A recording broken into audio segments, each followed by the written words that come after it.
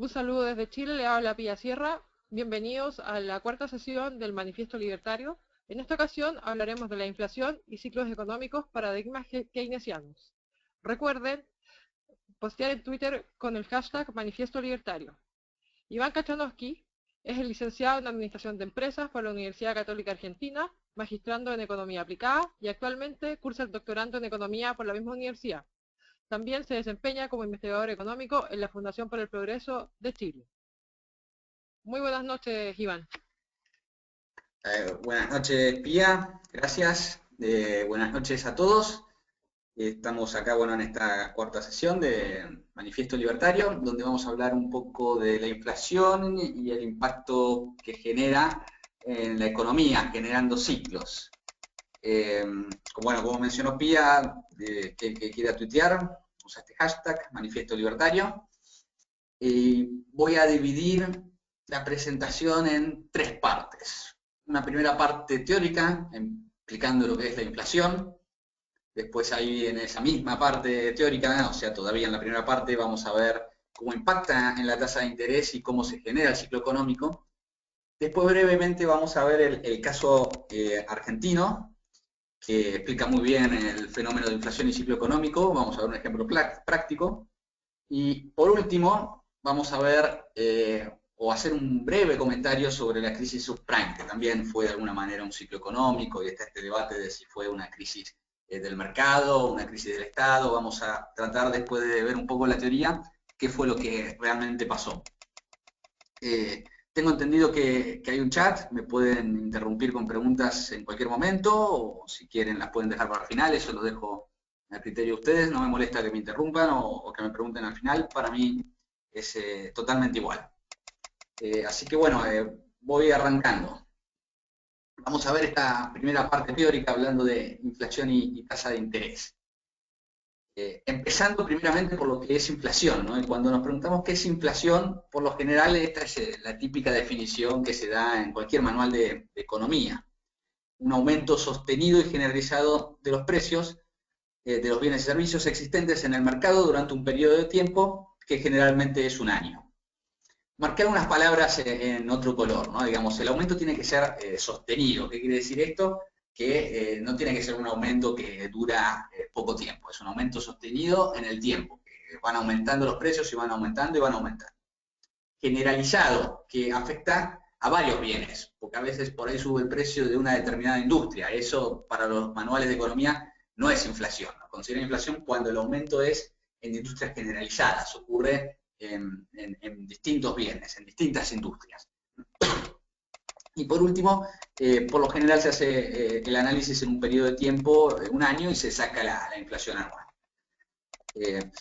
Pero bueno, esta es la definición que da cualquier manual de economía que, desde el punto de vista austríaco, es una definición errónea, ¿no? Digamos, si por ejemplo se duplican los precios de todos los bienes de la economía, pero a la vez se duplican los salarios, nadie estaría perdiendo un poder adquisitivo, estarían todos adquiriendo la misma cantidad de bienes que adquirían antes.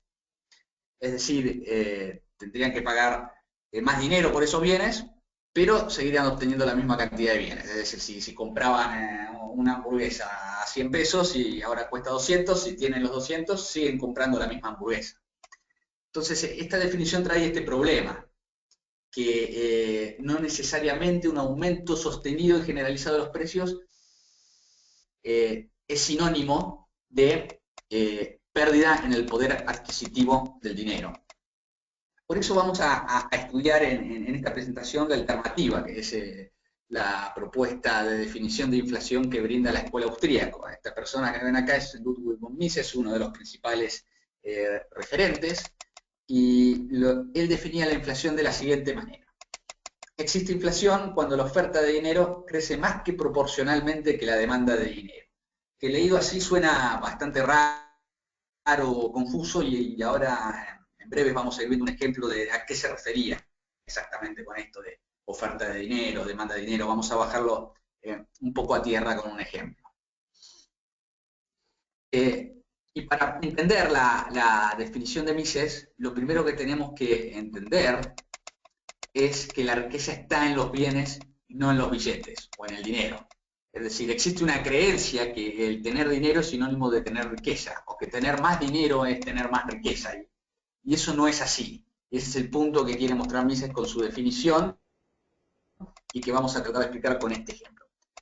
¿Cuál sería este ejemplo? Imagínense una economía donde se venden solamente 3 bienes. Estos 3 bienes que ven acá.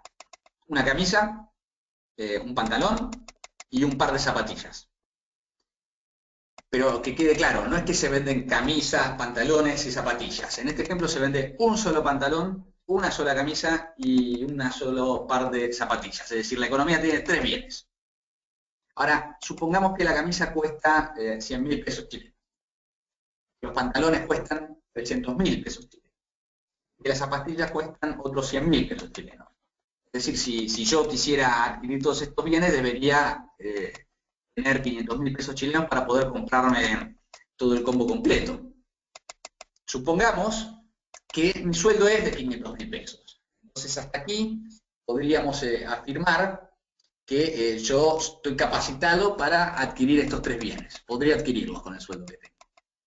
Ahora, la cuestión es, si por alguna razón a mí me duplican el sueldo y paso a ganar 1 millón, ¿me puedo comprar más bienes o no puedo comprar más bienes? Y la respuesta es que no, porque la economía tiene solo una camisa, un pantalón y un par de zapatillas. Por más que a mí me sigan incrementando el sueldo, ya con 500.000 me puedo comprar estos 3 bienes. Entonces, este simple ejemplo lo que trata de mostrar es que la riqueza está en los bienes y no en el dinero. El dinero es solo un medio de intercambio para obtener estos bienes. Entonces, si no hay una producción previa, si no se empiezan a producir más camisas, más pantalones, más zapatillas, por más dinero que a mí me den, no me voy a poder comprar ni más camisas, ni más pantalones, ni más zapatillas. A mí el dinero me va a generar más riqueza siempre y cuando haya una producción previa. Entonces, esta es nuestra primera lección de hoy, que la riqueza está en los bienes. Si no hay más producción de bienes, no nos sirve de nada el dinero. Si volvemos rápidamente a la definición de Mises, empiezan a marcar esta diferencia. Existe inflación cuando la oferta de dinero crece más proporcionalmente que la demanda de dinero. Nosotros demandamos dinero para adquirir bienes. Mi demanda de dinero es 500.000 si quiero adquirir estos 3 bienes. Ahora, si la oferta de dinero es 1 millón, lo único que va a pasar es que la camisa va a costarme el doble, el pantalón el doble, las zapatillas el doble, pero no voy a tener más bienes. Entonces, el punto que trata de marcar Mises para explicar la inflación es que hay que analizarlo como si fuera un mercado más de inflación. Y va a depender de la oferta y la demanda. En cuanto la oferta crezca más que proporcionalmente que la demanda, sería este caso, pasaba de 500.000 a 1 millón, de golpe tengo el doble de dinero, lo único que va a pasar es que van a subir los precios, pero no voy a obtener más bienes. Creo que es una definición un poco más acertada de la de los manuales, porque los manuales de economía hablan de este aumento generalizado, pero pierden un poco el olfato, la noción de lo que sería el poder adquisitivo. Desde este punto de vista, Mises apunta más a que lo que importa es el poder adquisitivo. Vuelvo a repetir, si hay alguna duda, por favor escríbanme por el chat, si no yo voy entendiendo que se entiende, ahí justo me escriben. Perfecto, no, esto son cuestiones de logística. Bueno, avanzo entonces, salvo que haya alguna pregunta o alguna cosa me dicen por el chat. Esta es la definición de Mises. Entonces, la gran pregunta es ¿por qué los gobiernos emiten si de alguna manera van a terminar generando inflación? ¿Por qué? Aunque se perjudiquen, ¿no? El caso de Argentina es muy claro ahora. Tenemos una inflación de casi 40% porque hay una emisión grande. ¿Y por qué hace esto los gobiernos? ¿Es que no saben que si emiten van a generar inflación o si lo saben y lo hacen de todas maneras? Y la verdad es que lo saben y lo hacen de todas maneras porque, perdón, porque cuando empieza a generarse este proceso inflacionario hay ganadores y perdedores, y ese es otro punto que marca Mises, que por ahí se escapa de las definiciones convencionales de los manuales de economía. Vamos a ver un ejemplo para distinguir lo que es un índice general de precios y los precios relativos. vamos a hacer una pequeña introducción. Cuando digo índice general de precios me refiero a la definición de inflación que dimos al principio de los manuales de economía, el aumento sostenido y generalizado de los precios. Sostenido y generalizado. Por eso ellos hablan de índice general de precios, porque en la definición misma hablan de generalizado. ¿Y qué quiere decir un índice general de precios? Es los niveles de inflación como los entendemos hoy. 8%, 10%, como si todos los bienes subieran en una misma proporción. A ver el chat. Sé que hay un ruido. Cuando voy pasando la diapositiva hago un clic, pero con el mouse. ¿Será eso o es un ruido constante?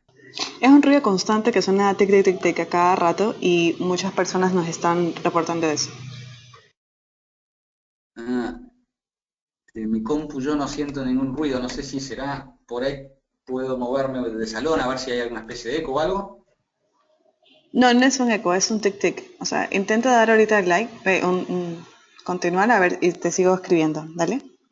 Ok. Gracias a todos los que nos están escribiendo por lo mismo.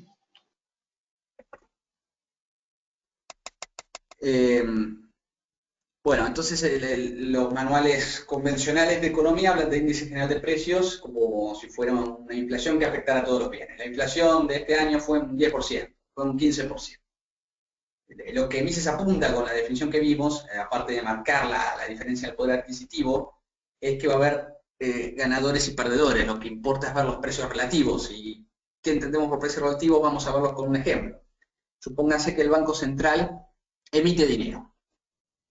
Le emite dinero a estas personas. A una persona que limpia la calle, a un capataz y a un mecánico.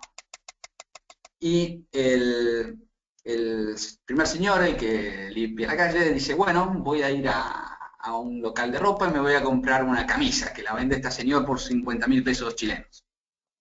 Entonces le compra una camisa, con el ingreso extra que tuvo por la emisión monetaria del Banco Central.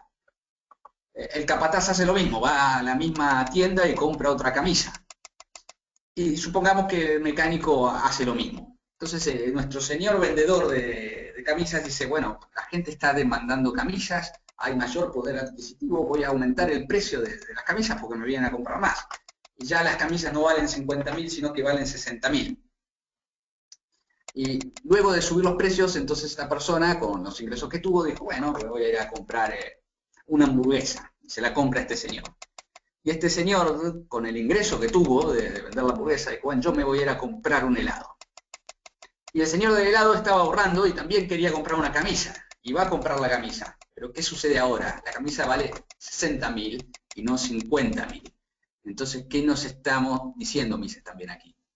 Hay ganadores y perdedores. El señor de la heladería pierde porque la camisa le sale más cara. Los tres primeros señores ganan porque recibieron un dinero extra que le dio el Banco Central. Compraron la camisa y después empezó todo un circuito y salió perjudicado el señor de la heladería. Es decir, cuando hay una emisión monetaria, los beneficiados son los primeros que reciben el dinero extra emitido. En este caso, el señor que está aquí limpiando la calle, el capataz y el mecánico. Pero aquellos que reciben el dinero extra emitido último salen perjudicados porque reciben el dinero al final del proceso y los precios aumentaron. Entonces, esta es la razón también por la que emiten los gobiernos, porque emiten y son los primeros en usar ese dinero. Entonces van a ser los beneficiados. ¿Y a quién le pasan el costo? A nosotros, como sociedad. Y ese es uno de los grandes problemas de la emisión, que se puede ver al analizarlo en precios relativos. Acá tengo una pregunta de Damián, que dice: a la moneda argentina le quitaron 13 ceros en los últimos 40 años. ¿Ese no fue parar la corrupción y el despilfarro? Cuesta ver cómo desaparece semejante masa de moneda. Cuando lleguemos a la parte argentina voy a tocar este tema. Si no lo hago, haceme acordar, pero preferiría contestar esta pregunta cuando entremos de lleno a la sección de Argentina. Así que por ahora avanzo, pero voy a responder esa pregunta en unos minutos. Si algo no queda claro, por favor avísenme, yo sigo avanzando. En definitiva, el rol del dinero tiene que ser estas tres cosas. Tiene que funcionar como un medio de intercambio, porque la riqueza está en los bienes, es una reserva de valor, por si queremos ahorrar, y es una unidad de cuenta. Por unidad de cuenta me refiero a que es medible, cuantificable. Es decir, un celular me cuesta 100.000 pesos chilenos, no sé, digamos, podemos ponerle un valor numérico. A eso se refiere unidad de cuenta. Pero la otra parte de la película es qué pasa con la tasa de interés, porque ahora vamos a explicar qué es la tasa de interés y lo que vamos a ver después es cómo la emisión afecta a esa tasa de interés. Lo que usualmente se dice en los manuales convencionales es que la tasa de interés es el precio del dinero. Así como considero que la definición de inflación de los manuales es errónea, también considero que esta es errónea, que la tasa de interés no es el precio del dinero. Y lo podemos ver con un ejemplo sencillo. Imagínense que nos vamos años atrás, cuando no existía el dinero y la economía funcionaba con trueque, es decir, intercambiando bienes, y que yo tengo estas 5 bolsas de trigo. Y le digo, por ejemplo, a Pía, te presto estas 5 bolsas de trigo, pero en el lapso de un año vos me tenés que devolver 6 bolsas de trigo. Entonces aquí la pregunta es, ¿hubo un interés? Sí, porque me va a devolver 6 bolsas en vez de 5. ¿Hay dinero en esta economía? No. Entonces la tasa de interés no puede ser el precio del dinero porque en esta economía no hay dinero. Eso es otro error muy común en los manuales de economía. Entonces la tasa de interés en el fondo va a depender de cuánto valoramos los bienes hoy comparado con los bienes futuros. ¿Valoro más 5 bolsas de trigo hoy o valoro más 6 bolsas de trigo en el futuro? Si valoro más 5 bolsas de trigo hoy y insisten que le preste las bolsas, le voy a reclamar 7 bolsas u 8. Y la tasa de interés va a depender de eso, de cuánto valore yo en el futuro las bolsas de trigo comparado a hoy. Pero nada tiene que ver con el precio del dinero. El dinero va a depender de la oferta y demanda de dinero. Avanzo, salvo que haya preguntas, me dicen. Bueno, esto es lo que decíamos. La tasa de interés surge entonces de las distintas valoraciones entre las personas. Sí. Iván, tienes una pregunta de Ecuador sobre inflación. Allí voy. Andrés Mora pregunta que en su caso ya no son emisores de moneda, que existiría mayor posibilidad de inflación. Bueno, Ecuador depende en parte del dólar, ¿no? Porque ahí hay como una especie de dolarización. Por eso tiene inflación baja, porque está de alguna manera importando la inflación de Estados Unidos. Con lo cual lo que vaya a pasar con Ecuador va a ser lo que pase con la inflación de Estados Unidos. Y no es un tema menor hoy en día, porque con la crisis del 2008, Estados Unidos emitió una cantidad enorme de dinero que todavía no salió a la economía porque están los bancos, pero en cuanto empiece a circular en la economía, vamos a ver que Estados Unidos va a tener alguna inflación, algún impacto inflacionario. Hay un economista austríaco que se llama Larry White, que una vez le pregunté sobre esto, y él estima que cuando el dinero que imprimió la Fed empieza a circular, la inflación de Estados Unidos podría llegar a un 4 o 5% anual. Lo que le va a pasar a Ecuador es que la inflación que tiene Estados Unidos se va a trasladar a la inflación de Ecuador. O sea, para ver qué pasa en Ecuador hay que ver qué pasa en Estados Unidos. No sé si eso responde la pregunta. Cualquier cosa me escriben o me avisan.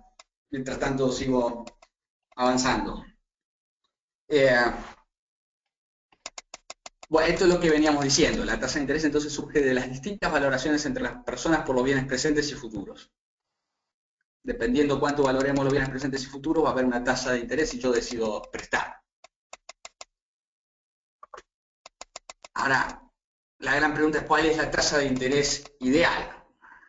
Obviamente, desde una perspectiva austríaca vamos a decir que la fija el mercado. Estas dos personas son Ludwig von Mises a la izquierda y Roger Garrison a la derecha, que analizan el mercado de la tasa de interés, uno en 1912 con su tesis doctoral, Mises, y mucho más modernamente Garrison, con un lenguaje más de economía mainstream tal vez, termina analizando el rol de la tasa de interés en la economía y por qué alterarla genera ciclos, que es a lo que vamos a ir ahora.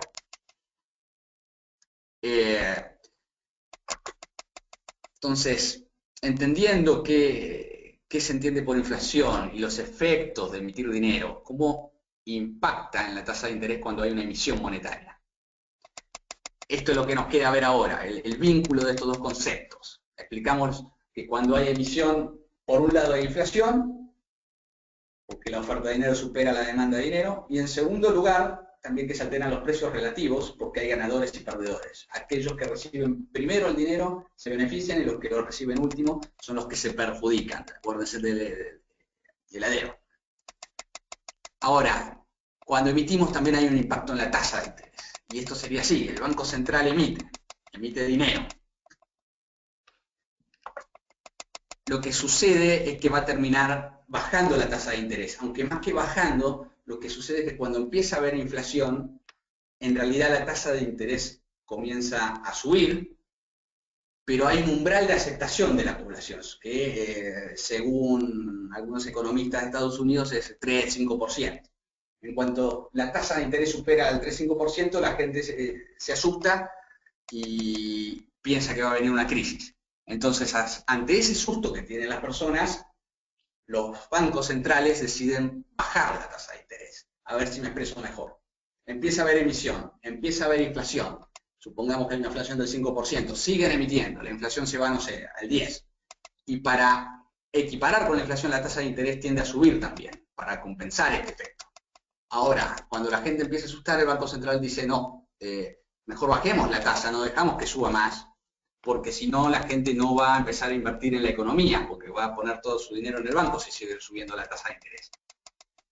Entonces, este efecto de emisión hace subir la inflación, hace subir la tasa de interés de mercado, pero el Banco Central la limita, no la deja subir del todo. Entonces es como si aplicara una política de reducción de la tasa de interés. Y esto Iván, es lo que... Sí, Iván, hay otra pregunta.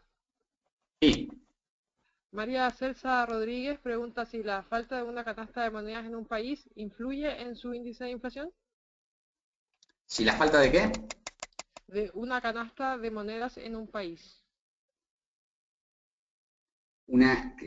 Que no haya una alternativa de moneda, ¿se refiere? ¿O a una canasta como de alimentos, canasta alimenticia? No entendí del todo la pregunta. ¿La falta de una canasta de monedas en un país influye en su índice de inflación? Si entiendo por canasta de monedas que haya otras monedas que puedan circular en la economía, lo que sucede es que es como si hubiera un monopolio, con lo cual no hay competencia, y con lo cual sí afectaría la inflación porque no hay manera de competir. En cuanto vos tenés competencia de monedas, lo que termina sucediendo es que la gente va a elegir la moneda fuerte y la moneda que es inflacionaria termina desapareciendo. Con lo cual, si por canasta de moneda se refiere a eso, sí influye, una ausencia. Bien, ¿qué estaba aquí? Entonces esta emisión fuerte de dinero genera que después bajen la tasa de interés y como baja la tasa de interés, lo que se termina favoreciendo no es la palabra, lo que se termina gestando es una mala inversión. ¿En qué sentido? Es que el mercado está diciendo que la tasa de interés, por ejemplo, es 10%, el Banco Central dice que es 5%, entonces lo que hacen algunas personas es decir, bueno, al 10% yo invertía el dinero en un banco, como ahora es 5, voy a tratar de ganar más dinero haciendo algún negocio. Entonces, ¿qué genera? Que las personas empiecen a invertir en nuevos negocios. El problema es que no sabemos si esos nuevos negocios que van a brindar nuevos productos van a ser productos que sean demandados por las personas. Supongamos que entonces, como decíamos, la tasa del mercado debería ser 10, pero el Banco Central la deja en 5, entonces yo Iván Kachanowski, como empresario, digo, bueno, a ver, tengo estos recursos, tengo 500 tablas de madera, 800 bolsitas de arcilla y 900 bolsas de plástico. Bueno, supongamos que con esto, por alguna razón, puedo vender barcos. Digo, bueno, tengo estos recursos, entonces voy a empezar a producir barcos para venderlos y obtener una ganancia. Porque el 5% me parece poco, el 5% dice el Banco Central. Entonces voy a producir barcos, pero la pregunta es, ¿la gente está demandando barcos o no está demandando barcos? Porque si no está demandando barcos, lo único que estoy haciendo es desperdiciar recursos. Y eso es lo que genera una baja artificial de la tasa de interés, que la gente se meta en negocios que probablemente no sean demandados y después quiebran. Y después hay máquinas que quedan ociosas, que no se utilizan, recursos que se utilizaron mal. Por eso hablamos de mala inversión. Porque inversión hay. El problema es que está mal asignada. Se están utilizando los recursos para bienes que no son demandados. Salvo que haya preguntas, sigo avanzando. Entonces, ¿qué genera esto? ¿No? Al principio la mala inversión no se nota y se empiezan a producir los barcos y se genera un auge, la economía crece. El tema es que después viene una crisis porque no se están demandando los bienes que la economía produce y empieza la caída. Y esto, después viene la recuperación, cuando se empieza a reactivar la economía, pero este es el ciclo que genera una emisión monetaria que termina afectando la tasa de interés. Este es el punto de Mises y más modernamente de Garrison. El punto es cuando la gente emite, va a generar una inflación, esa inflación va a limitar la tasa de interés, esa limitación de la tasa de interés va a hacer que nos metamos en inversiones que no van a ser beneficiosas y esto va a generar el ciclo. Primero hay un boom, un auge, pero después hay un bust, una crisis, una recesión.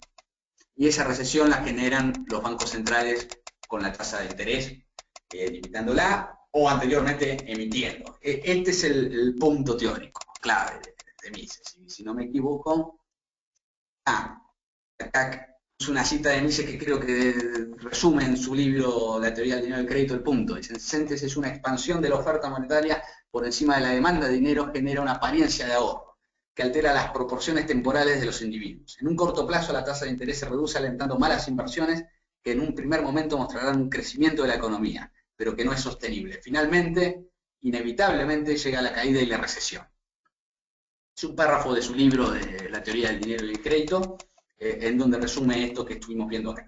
Es emisión, que genera inflación, eso hace que limitemos la tasa de interés y eso nos mete en inversiones no deseadas y genera el ciclo.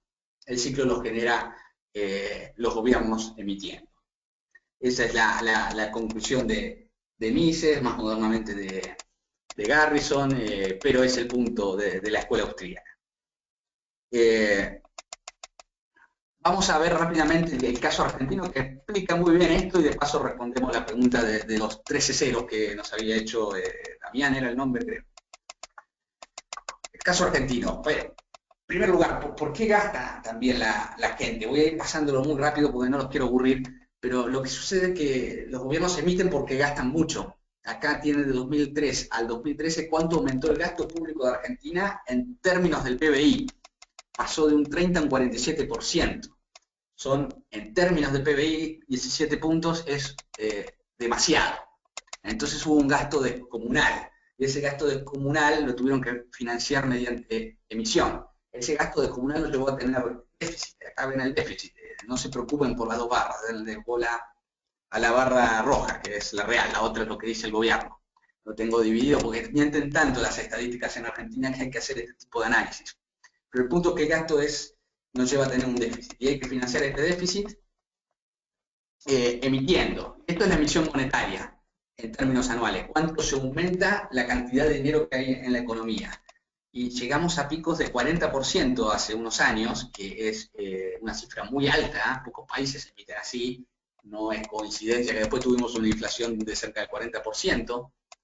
Después, si ven cerca del 2013, 2014, la emisión se redujo porque la inflación era muy alta y ahora volvió a subir.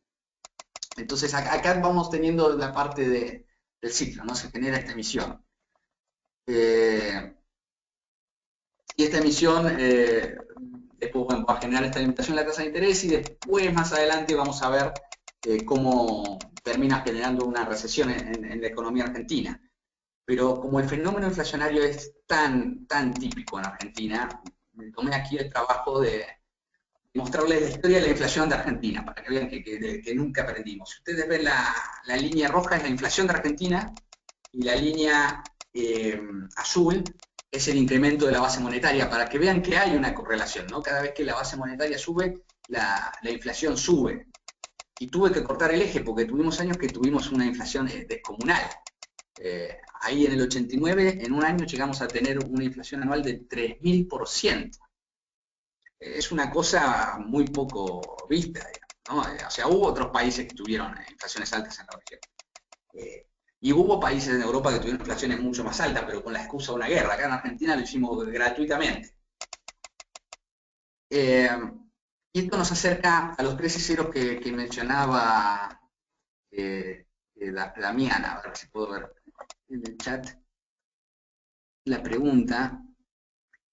Dice, a la moneda argentina le quitaron 13 ceros en los últimos 40 años. ¿Ese dinero fue a parar a la corrupción y al despilfarro? Cuesta ver cómo desaparece semejante masa de moneda. En verdad, desaparece porque la van suplantando. Acá tiene la historia de las monedas de Argentina, que la voy a repasar rápidamente, pero en 1881 a 1969 tuvimos una moneda que se llamaba peso moneda nacional. Después en 1970 apareció el peso ley, y el peso ley era igual a 100 pesos moneda nacional. Entonces, ¿qué pasó? Los pesos moneda nacional se dejaron de circular y empezaron a circular los pesos ley. No es que todo este dinero se iba acumulando. Los pesos moneda nacional quedaron el Banco Central, los habían quemado y a cambio dieron pesos ley. Primero pesos ley, donde un peso ley equivalía a 100 pesos moneda nacional. Como somos campeones de inflación en Argentina, en 1983 sacamos el peso argentino, que equivalía a 10.000 pesos ley. Entonces ahí los pesos ley salieron de circulación y nos empezamos a manejar con el peso argentino. Y ahí sacamos 4 ceros a la moneda. En 1985 tuvimos el austral, que equivalía a 1.000 pesos argentinos. Y en el 92 el peso, que todavía lo tenemos, que equivalía a 10.000 australes. Y si uno cuenta todos los ceros que sacamos, sacamos 13 ceros, como efectivamente decía Damián. Entonces, un peso de hoy equivale a todos estos billones, 10 billones, no sé cuántos billones de pesos moneda nacional, ¿no? Es tan largo, no lo sé ni leer, miren lo que es eso. Y hablando de las culpas que puede tener el Banco Central, el Banco Central en Argentina se crea en 1935. Y he sacado, esto lo hice el año pasado, ¿cuánto fue la inflación desde 1940, que es desde que encontré datos, al 2013? ¿Cuál fue la inflación acumulada teniendo en cuenta la cantidad de ceros que sacaron? Es una cifra que realmente asusta. Es decir, Argentina entre 1940 y 2013 tuvo esta inflación. Es un número impactante. Y más allá de la inflación, para la psicología de la cabeza de la gente. Piense en otra cosa y ya me voy alejando del caso argentino para ir a la subprime y tratar de cerrar en hora. Cualquier persona en Argentina que haya nacido en 1950 vivió todas las monedas. Mi padre, por ejemplo, nació en el 55, con lo cual vivió todas las monedas. Aquí tengo una pregunta. En Argentina el gasto social es el que más engrosa el gasto público. Reduciendo el gasto social influiría positivamente en la reducción del índice inflacionario. Si esto obviamente va acompañado de una detención en la emisión monetaria, como pregunta. Sí, claramente lo que Argentina tiene que hacer es bajar el gasto público. Vimos que creció un 16-17% en términos del PBI. El punto que es muy difícil hacerlo, es poco políticamente viable. Igual ha pasado antes y lo han hecho. Entonces, pero la solución sana es efectivamente esa. Reducir el gasto público, reducir la emisión y volver a ser fiscalmente responsables. Reducir los impuestos. La presión tributaria en Argentina es del 40% del PBI, también es altísimo. Pero bueno, me cuesta creer que un candidato que vaya a ganar ahora en estas elecciones lo haga. Yo creo que la apuesta está en sincerar el INDEC, arreglar con los holdouts, volver a tener unas instituciones sanas para que inversiones lleguen al país. Esas inversiones van a generar crecimiento y entonces de vuelta el gasto en términos del PBI, si el PBI crece, va a ser menor. O sea, la apuesta es que el gasto baje porque el PBI crece. Lo ideal sería recortar el gasto, pero no veo un político hoy que lo haga. Pero sí, la solución sana es lo que tú dices, hay que bajar el gasto y emitir menos y bajar los impuestos. Para cerrar este gran capítulo de inflación, les comentaba, alguien que nació en 1950 vivió las 5 monedas. ¿Qué quiere decir esto? Que alguien que nació en 1950, su primer juguete lo compra en pesos moneda nacional, en el colegio compraba comida con pesos ley, a su primera novia la invitó a salir con pesos argentinos, se casó con australianos y hoy paga la educación de sus hijos en pesos. Y después de todo este delirio, los políticos de Argentina preguntan, ¿y por qué compran dólares? ¿Quién va a confiar en la moneda local si tenemos esta historia, no? Ya cerrando con Argentina, el fenómeno inflacionario no es algo que esté pasando a toda la región, más bien que Argentina y Venezuela están en otro canal, que son las dos líneas que ven allá por arriba. Y ese 56% es Venezuela, que hoy ya supera el 100%, porque esto llega hasta el 2013. Hoy Argentina está arriba del 35%.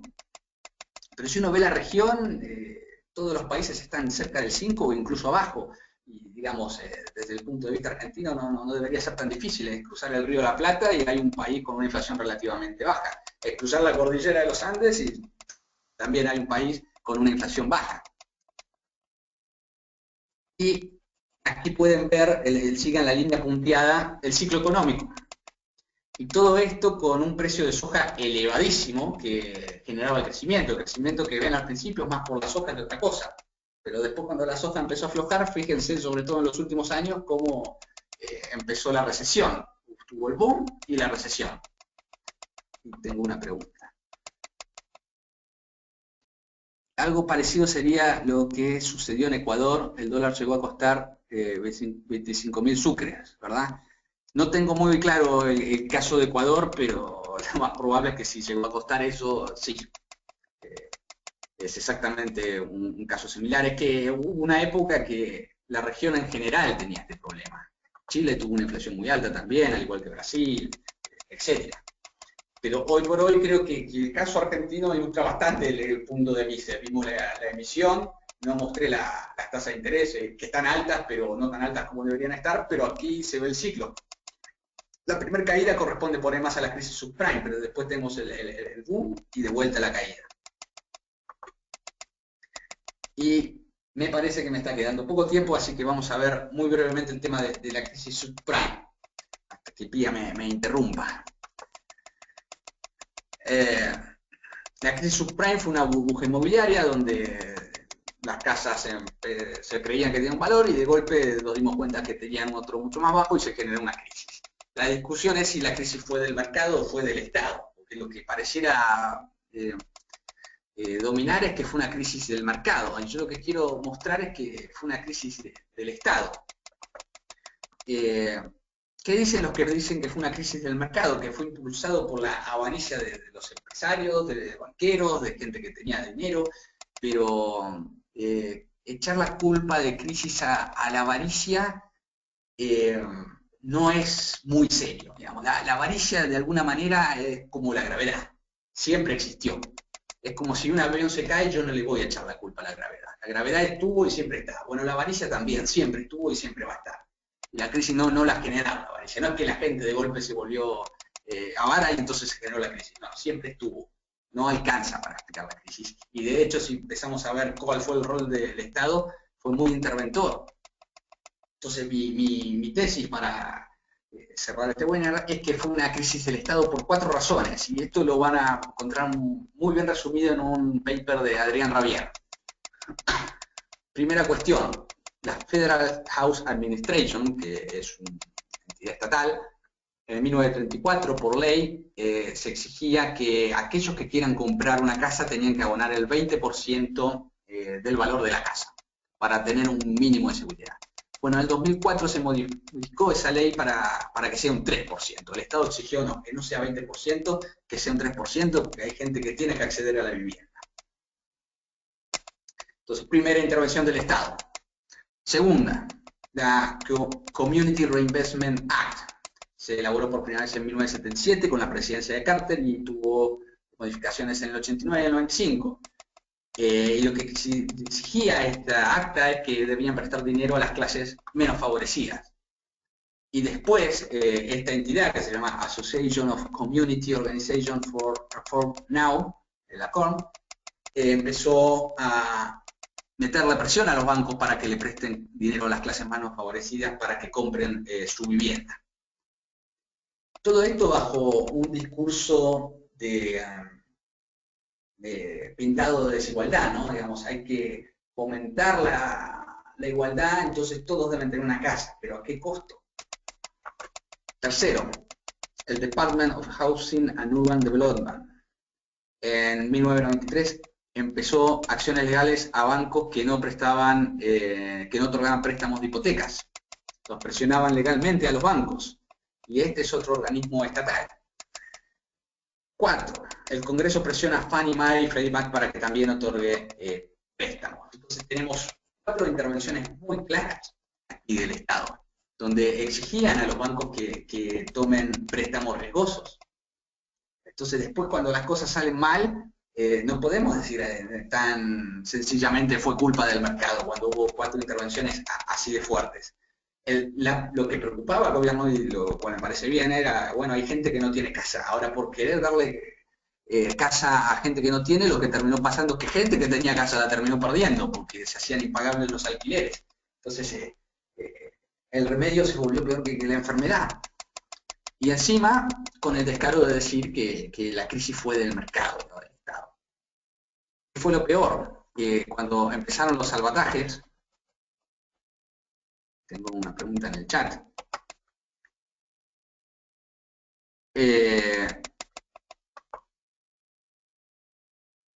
Cuando empezaron los salvatajes, una de las que nos llamaron fueron a Bear Stearns, disculpen mi inglés, no, bueno, que era un banca de inversiones.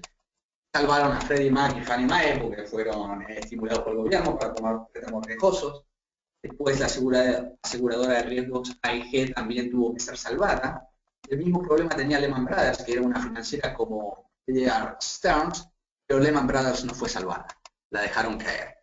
¿Qué mensaje se da ahí? ¿Por qué salvar a unas y no a otras? ¿Cuál era el criterio? Y nadie lo sabía. Y eso generó una incertidumbre que empeoró todo aún más. Porque, bueno, uno se pone rígido desde la perspectiva austríaca, es, bueno, habría que haber dejado a todos quebrar para que aprendan, ¿no? Porque después, si uno los salva, van a seguir comportándose irresponsablemente.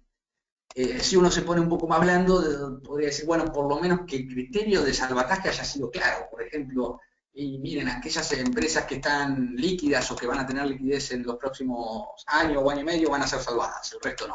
Y no hubiera sido el caos que fue. La verdad es que se salvaron algunas financieras, otras no, se salvaron algunas empresas y otras no, y nadie entendía el criterio, y esto empeoró aún más la crisis. ¿Y quién era el que estaba salvando estas instituciones? También el Estado, no el mercado. Con esto yo termino la presentación y abro a preguntas. Creo que cumplo justo más o menos con los 40 minutos que me habían pautado. Así que abro aquí el rol, no sé si abro el chat, ¿no?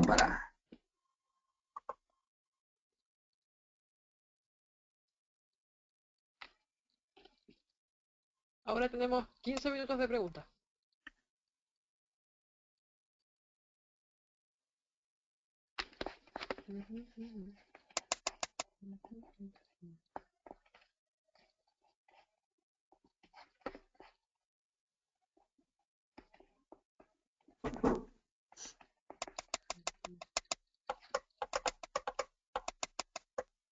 Iván. Sí. Guillermina Suter pregunta si es el Bitcoin una alternativa a la banca central.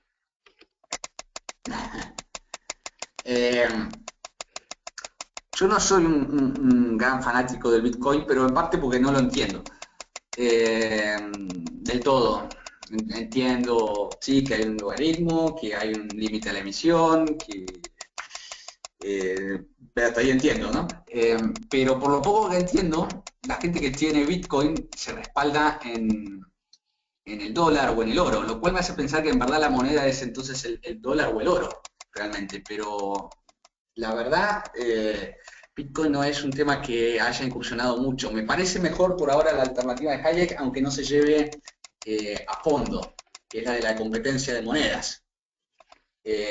Por ahí para poner en contexto, ¿no? Cuando se rompe el patrón oro y empiezan a haber emisión, Mises escribía mucho que había que volver al patrón oro. Y hoy hay muchos austríacos que dicen hay que hacer como decía Mises de volver al patrón oro. Yo creo que eso es un error. Creo que el oro fue un patrón porque en su momento el mercado lo eligió. No sé si hoy día es un patrón. Entonces la propuesta de Hayek, en el fondo lo que propone es, veamos cuál es un nuevo patrón, haciendo las monedas competir, que cada uno pueda sacar la moneda que quiere, digamos. Si Guillermina quiere sacar la moneda Suter, podría hacerlo, hay que ver después quién la demanda, pero todo el mundo podría. Pero eso que puede sonar muy loco puede ser de alguna manera llevado a algo más pragmático o políticamente viable. Pensando yo en Argentina, digo, bueno, voy a dejar que la gente elija su moneda y por ahí nadie sale a crear su moneda, pero sí empiezan a usar el peso chileno o la moneda o el real brasilero o la moneda de Paraguay o el dólar. Entonces ya que no haya uso forzoso, genera por lo menos una competencia a nivel regional, que después, si es aceptada, se podría profundizar. Yo la alternativa a la banca central me inclino por Hayek. Ni siquiera sé si es lo más correcto eliminar el Banco Central. Yo creo que hay que hacerlo competir y se elimina solo. Simplemente hay que sacarle el monopolio.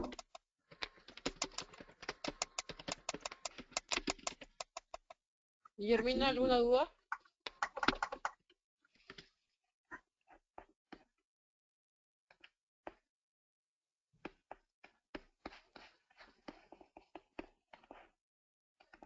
No, está clarísimo. Entonces ahora vamos con Jorge García, que pregunta, en relación a la inflación, ¿por qué los austríacos dicen que en un mercado libre se aumenta la oferta monetaria de las divisas del mercado que se están usando libremente, la competencia entre ellas, eso imposibilitaría la inflación? ¿Me la podés dar de vuelta? En un momento me perdí. En relación a la inflación, Sí. ¿por qué los austríacos dicen que en un mercado libre se aumenta la oferta monetaria de las divisas del mercado que se estén usando libremente, la competencia entre ellas imposibilitaría la inflación? Estimo que la respuesta debe estar pasando que si no hay uso forzoso y hay competencia de monedas, si estamos en el paraíso hayekiano de la competencia de monedas, aquellos bancos o entidades privadas que estén haciendo las cosas mal, que estén creando una oferta monetaria superior a la demanda, por el hecho de que haya competencia van a ser eliminadas. Entonces el sistema tendería a que haya un equilibrio, una persecución al equilibrio en términos monetarios. Algo así como el proceso de mercado para la creación de bienes, pero con monedas, digamos. No vamos a estar nunca en el equilibrio, pero seguramente persiguiéndolo, siempre y cuando la competencia sea abierta. Aquellos bancos que hagan las cosas mal quebrarán y no generarán la inflación. De todos modos, debo decir que Larry White, que estudió muy bien este asunto, ve algún riesgo en Hayek. Dice, después de todo, el dinero no es como el oro, ¿no? Digamos, si uno quiere emitir oro, lo tiene que, digamos, quemar, es algo mucho más costoso. Acá ponemos una maquinita y se imprime dinero. Entonces, White no descarta que haya una especie de guerra de dinero, de que imprima más, y que en el fondo se termine en una guerra de emisión, digamos. Se tiene sus dudas White, digamos, que me parecen también lógicas. No lo malinterpreten, ¿no? Digamos, White recomienda leer a Hayek, que le parece la propuesta buena, pero le hace ese ruido. Oscar López pregunta si sería mejor que Argentina se dolarice de una vez por todas. Argentina, cualquier cosa mejor que el peso argentino, así que en ese sentido yo diría que sí. Sí, si se dolariza le va a pasar algo similar a Ecuador. No sé cómo se va a financiar, ¿no? Pero por lo menos el tema de inflación va a estar mucho más limitado. Pero bueno, volviendo al punto, lo más sano siempre va a ser esta competencia, pero ahora ante la alternativa de peso o dólar, dólar. Julián Nicolini pregunta, ¿quién debería imprimir el dinero? ¿Por qué y bajo qué estándares? Supongo que esto también va vinculado con la propuesta hayekiana. No hay una autoridad monopólica, el que quiere imprimir puede. Si Alexis Sánchez quiere sacar la moneda a Alexis Sánchez, allá él. Si es una buena moneda, será demandada. Si es una mala moneda, no será demandada. Y lo que en el fondo Hayek propone es, creemos la moneda de alguna manera nuevamente. Digamos, el oro cuando fue moneda, nadie lo impuso, nadie lo creó, simplemente que antes de eso se intercambiaban bienes hasta que algunas empezaban a usar más que otras y se terminó instaurando el oro. En definitiva, estamos sugiriendo lo mismo, pero entre monedas distintas. En definitiva, lo que Hayek dice es, repitamos el experimento que funcionó. El experimento funcionó y nos dio un patrón que fue el oro. Este experimento nos debería dar un nuevo patrón. O sea, no hay una autoridad legal acá. El que quiere puede. Damián Pigliapoco pregunta si el populismo defiende la idea de emisión monetaria basada en que Estados Unidos está emitiendo a mansalva y con inflación muy baja. ¿Cómo se explica el caso norteamericano? Bueno, el caso de Estados Unidos es un caso aparte, ¿no? Porque las transacciones a nivel mundial son en dólares.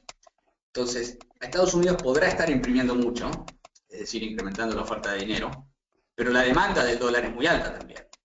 Entonces dijimos que la definición era cuando la oferta de dinero supera la demanda de dinero. La ventaja que tiene Estados Unidos al tener una moneda de referencia es que tiene una espalda muy grande, tiene mucha demanda. Entonces, si Estados Unidos no hubiera tenido esa demanda, hoy estaría volando por los aires de inflación. Pero igual le va a llegar la inflación, porque el segundo punto es que todo lo que emitió, como la crisis del 2008 fue bancaria, es que ese dinero está en los bancos y no está en circulación. No empezó el proceso que vimos nosotros de que le fue al mecánico, después a la camisa, después al de las hamburguesas, después al del helado. Todo ese circuito no empezó porque el dinero está en el banco. Cuando empieza a salir del banco, ahí veremos hasta dónde puede llegar la inflación y lo que les comentaba del comentario de la Uruguay que estima que podría llegar a un 4 o 5%. Pero el caso de Estados Unidos se explica por esos dos motivos. Uno, porque tiene una demanda de dinero muy grande y segundo, porque no empezó este proceso. María Celsa Rodríguez pregunta, de acuerdo a cómo se encuentra la economía argentina, ¿qué camino debería tomar el próximo gobierno para salir de la crisis? Bueno, Argentina está con el famoso problema de sábana corta, ¿no? Que tenés frío por un lado, te tapás y te da frío por el otro, digamos. No va a haber una solución perfecta. El problema de Argentina es que tiene un déficit enorme y que los recursos para financiar ese déficit están agotados. La presión tributaria está alta, no puede subir los impuestos, no puede seguir emitiendo porque la inflación se va a ir, no es rol de este gobierno privatizar, ya estatizaron demasiadas cosas, no sé si queda mucho más por estatizar, y el otro camino es la deuda, pero estamos en default, con lo cual es un escenario complicado. Ahora,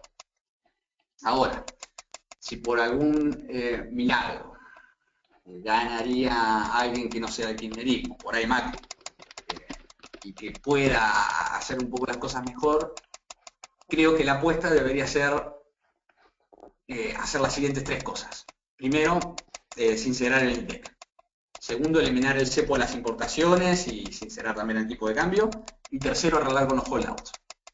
Si hace eso rápido, en los famosos primeros 100 días, no sé cuántos días son, se puede llegar a dar un golpe o mensaje de saneamiento institucional que si el mundo lo cree, pueden llegar inversiones y entonces financiarnos de esa manera.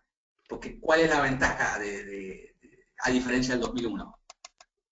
Justamente, como Estados Unidos tuvo la crisis en el 2008 y se imprimió tanto dinero, y encima Europa también está imprimiendo mucho dinero, hay un exceso de liquidez mundial enorme, y si uno muestra instituciones sanas, puede atraer ese dinero para arreglar la economía. Es decir, algo en el mundo está funcionando mal. La gente que tiene dinero no sabe qué hacer con el dinero. Entonces, es cuestión de sanear las instituciones y yo creo que podría venir, no una lluvia de dólares, pero sí algo para empezar a dar vuelta a la situación de a poco. Pero no sé, algunos me dicen que soy demasiado optimista. Brian Corbat pregunta, ¿la cantidad de personas que residen en un país no influyen en su emisión monetaria? Caso Brasil, por ejemplo, que en un solo distrito tiene 10 millones de personas y Uruguay que tenga más o menos esa cantidad. ¿Cómo influye la cantidad de personas en la emisión monetaria y por ende en la inflación?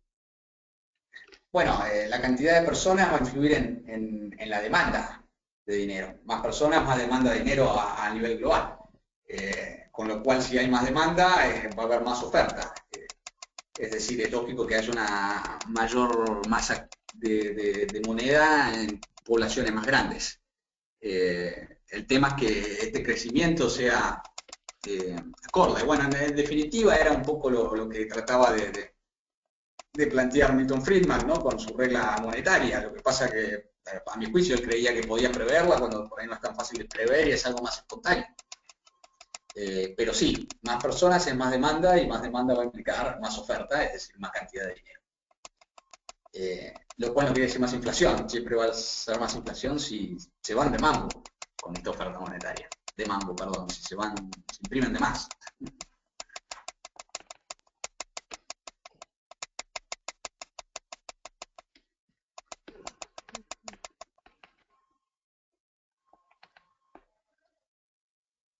Muy bien, en virtud del tiempo, vamos a tener que dejar las preguntas hasta aquí.